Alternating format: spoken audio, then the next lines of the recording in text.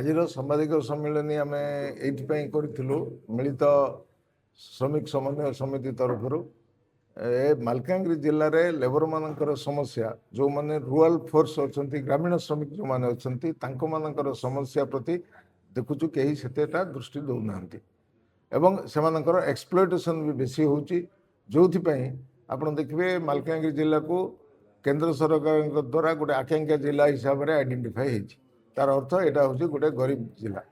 ଏଠି ଲୋକଙ୍କର economical health education ସବୁ ଯାକ ବହୁତ ପଛରେ ଅଛି।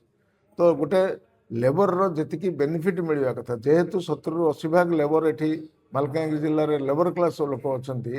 ତ ସେମାନେ ଯେଉଁ ବେନିଫିଟ୍ ଗଭର୍ଣ୍ଣମେଣ୍ଟରୁ ପାଇବା କଥା ସ୍କିମ୍ ଥିଲେ ମଧ୍ୟ ଯୋଜନା ଥିଲେ ମଧ୍ୟ ସେମାନେ ପାଇପାରୁନାହାନ୍ତି କେଉଁଠି ନା କେଉଁଠି ଏକ୍ସପ୍ଲଏଟ୍ ହେଉଛନ୍ତି। ସେ ଭିତରୁ ଯଦି ଆମେ ଦେଖିବା ଗୋଟେ ହେଉଛି ଆମର ଯେଉଁ ଆଜି ଆମେ ଯେଉଁ ମିଶିକିରି ସେ ସମସ୍ୟାକୁ ଆଲୋଚନା କଲା ପରେ ଆମେ 11 ଦଫା ଗୋଟେ ସମ୍ମିଳିତ ଦାବିପତ୍ର ଗଭର୍ଣ୍ଣମେଣ୍ଟକୁ ଦେଇଛୁ କଲେକ୍ଟରଙ୍କ ପାଖରେ ଆଉ ଡିଏଲ୍ ଅଫିସରେ ଦିଆହେଇଛି। ପ୍ରଥମ ଜିନିଷ ହେଉଛି ମାଲକାନଗିରି ଜିଲ୍ଲାକୁ ଗୋଟେ ମାଇଗ୍ରେସନ୍ ପ୍ରୋନ୍ ଜିଲ୍ଲା ହିସାବରେ ଡିକ୍ଲେୟାର କରିବା ପାଇଁ, କାରଣ ଏ ଜିଲ୍ଲାରୁ ମାଇଗ୍ରେସନ୍ ଇଣ୍ଟରଷ୍ଟେଟ୍କୁ ଯାଉଥିଲେ ମଧ୍ୟ ଏଠି ସେମିତି କୌଣସି ଡାଟା ନାହିଁ କିମ୍ବା ମାଇଗ୍ରେସନ୍ର କୌଣସି ପ୍ରୁଫ୍ ନାହିଁ। ଯଦି ମାଇଗ୍ରେସନ୍ ପ୍ରୋନ୍ ଡିଷ୍ଟ୍ରିକ୍ଟ ହିସାବରେ ଡିକ୍ଲେୟାର ହେବ ଅନ୍ୟ ଡିଷ୍ଟ୍ରିକ୍ଟକୁ ଯେଭଳି ଭାବରେ ସ୍ପେଶାଲ ଫଣ୍ଡ ଗୋଟେ ଆସୁଛି ଜିଲ୍ଲା ପାଖରେ ରହୁଛି ଏବଂ ସ୍ପେସିଫିକ୍ ପ୍ରୋଜେକ୍ଟ ସେମାନେ ବି ନେଇପାରିବେ ଏବଂ MGNRGA ବା ବିବି ଜିରାମଜିର ଯେଉଁ ସ୍କିମ୍ ଚେଞ୍ଜ ହେଇଛି ସେଥିରେ ଆମେ ଚାହୁଁଛୁ 300 ଦିନ ପର୍ଯ୍ୟନ୍ତ କାମ ଦିଆଯାଉ ଯେହେତୁ ଲୋକ ବାହାରକୁ ବେଶୀ ପରିମାଣରେ ଯାଉଛନ୍ତି। ଦ୍ୱିତୀୟ ଜିନିଷ ହେଉଛି ଯେଉଁ ଲେବର ବାହାରକୁ ଯାଉଛନ୍ତି ତାଙ୍କ ଭିତରେ ସ୍କିଲ୍ ଲେବର ଅଛନ୍ତି ସେ ସ୍କିଲ୍ ଲେବର ମାନଙ୍କୁ ଆଇଡେଣ୍ଟିଫାଏ କରି ଆଉ ଟିକେ ଅପସ୍କିଲ୍ କରିବା ପାଇଁ ଆମେ ଚାହୁଁଛୁ ତାହେଲେ ସେମାନେ ବାହାରକୁ ଗଲେ ବି ତାଙ୍କର ଇନକମ୍ ସୋର୍ସଟା ଆହୁରି ବଢ଼ିବ। ତୃତୀୟ ଜିନିଷ ହେଉଛି ପଞ୍ଚାୟତ ସ୍ତରରେ ଯେଉଁ ସରକାରଙ୍କର ନିର୍ଦ୍ଦେଶ ଥିଲା କିନ୍ତୁ ଇମ୍ପ୍ଲିମେଣ୍ଟ ହେଉନି ଯେଉଁ ରେଜିଷ୍ଟର ମେଣ୍ଟେନ୍ କରିବା ପାଇଁ ମାଇଗ୍ରେସନ୍ ରେଜିଷ୍ଟର ସେଇଟା ମେଣ୍ଟେନ୍ କରାଯାଉ ଏବଂ ଇଣ୍ଟର ଷ୍ଟେଟ୍ ମାଇଗ୍ରେସନ୍ ଆକ୍ଟ ଯେଉଁଟା ଅଛି କାରଣ ଏ ଜିଲ୍ଲାରୁ ଦାଦନ ବହୁତ ଯାଉଛନ୍ତି ଆପଣ ଦେଖିବେ ଯେତିକି ବସ୍ ଏଠୁ ଯାଉଛି ହାଇଦ୍ରାବାଦ ଏରିଆକୁ ବୋଧେ 14-15ଟା ବସ୍ ଯାଉଛି ଏଠୁ 14-15 ବସ୍ରୁ 50% ଲେବର କ୍ଲାସ୍ ଲୋକ ଥିବେ ଏବଂ ତାର 50% ମିନିମମ୍ ଧରି ଯଦି ମାଲକାନଗିରି କାଲିମେଳା ପଡ଼ିଆ ଏପଟ ଏରିଆରୁ ବେଶୀ ମାଥିଲି ସାଇଡ଼ରୁ ବେଶୀ ଯାଉଛନ୍ତି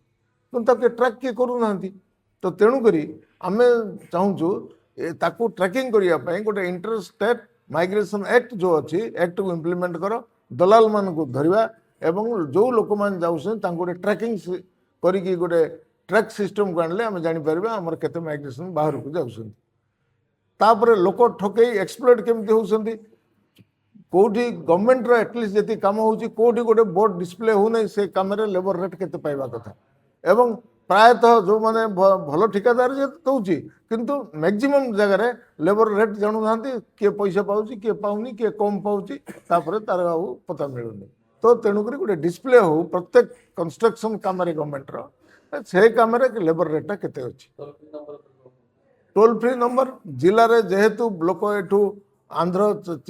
ଚେନ୍ନାଇ ତାମିଲନାଡୁ ଇତ୍ୟାଦି ଜାଗାକୁ ଯାଉଛନ୍ତି ଏବଂ ବହୁତ ଏକ୍ସପ୍ଲୋଏଟ୍ ହୋଇକି ହଇରାଣ ହେଉଛନ୍ତି ଗୋଟେ ଟୋଲ୍ ଫ୍ରି ନମ୍ବର DLO ଅଫିସରେ ଯଦି 24/7 ଲାଗନ୍ତା ତାହେଲେ ବହୁତ ଲୋକ ଆସିପାରୁନାହାନ୍ତି ଆର୍ଥିକ ସୁବିଧା ପାଇଁ ସେ ଟେଲିଫୋନ୍ରେ ଅନ୍ତତଃ ତାଙ୍କର ଗ୍ରିଭେନ୍ସଟା DLOକୁ ଜଣାଇଲେ ଏମାନେ ଆଡମିନିଷ୍ଟ୍ରେଟିଭ୍ ଆକ୍ସନ୍ ନିଅନ୍ତା ଏଇଟା ଗୋଟେ ଲୋକଙ୍କର ସୁବିଧା ହୁଅନ୍ତା। ତାପରେ ଲେବର କାର୍ଡ଼ରେ ଆମେ ଦେଖୁଛୁ 90,000 ଉପରେ ଲେବର କାର୍ଡ଼ ଜିଲ୍ଲାରେ ହେଇଛି କିନ୍ତୁ ତା ଭିତରେ ଫେକ୍ କାର୍ଡ଼ ଗୋଟେ 10-20 ହଜାର କି କେତେ ଥିବ ଏବଂ ସେ ଲେବର କାର୍ଡ଼ ଯାହାର ଅଛି ସେ ପିଲାମାନେ ବି ତାଙ୍କର ସ୍କଲାରସିପ୍ ପାଇବାରୁ ବଞ୍ଚିତ ହେଉଛନ୍ତି due to lack of awareness even କି ପ୍ୟାରେଣ୍ଟ ଆୱାରନେସ୍ ତା ସହିତ ଯେଉଁ ସିଷ୍ଟମ୍ ଭିତରେ ଯିଏ ରହିଲେ DWO ଆଉ DO ଡିପାର୍ଟମେଣ୍ଟର ଯେଉଁ HM କିମ୍ବା ତାଙ୍କର କ୍ଲର୍କ DO ଯେଉଁମାନେ ରହିଲେ ସେମାନଙ୍କର ବି କାପାସିଟି ବିଲ୍ଡିଂ ଦରକାର ସେମାନେ ବି ଭଲ ଭାବେ ଜାଣିନାହାନ୍ତି କେତେବେଳେ କେଉଁ ଡେଟ୍ରେ କେଉଁଠିକି ଆପ୍ଲିକେସନଟା ଫରୱାର୍ଡ଼ ହେବ ଲୋକ ଆପ୍ଲାଏ କରୁଛନ୍ତି ସେ ଅନଲାଇନ୍ ଭିତରେ ରହିଯାଉଛି ହାଇସ୍କୁଲର ଆଉ ଲେବର ଅଫିସକୁ ଯାଉନାହିଁ ଲୋକ ପାଉନାହାନ୍ତି। ତ ଏଇଟାକୁ କେମିତି କାର୍ଯ୍ୟକାରୀ ଠିକ୍ ଭାବରେ କରାଯିବ ଏମିତି ଆମେ 11ଟା ପଏଣ୍ଟ ନେଇକି ଯାଇଥିଲୁ ଆଡମିନିଷ୍ଟ୍ରେସନ୍ ବି କହି ଟାଇମ୍ ଦେଇଛନ୍ତି ଗୋଟେ ଦିନ ଆମେ ବସିବା ଗୋଟେ ରାଉଣ୍ଡ ଟେବୁଲରେ ବସିଲେ ଆର ସମସ୍ୟା ସମାଧାନ ହେବ। ଆମେ ଆଶା କରୁଛୁ ଯେ ଏଇଟା ଯଥାଶୀଘ୍ର ହେଇପାରିଲେ କିଛି ନା କିଛି ଜିଲ୍ଲାରେ ଲୋକମାନେ ବେନିଫିଟ୍ ପାଇବେ।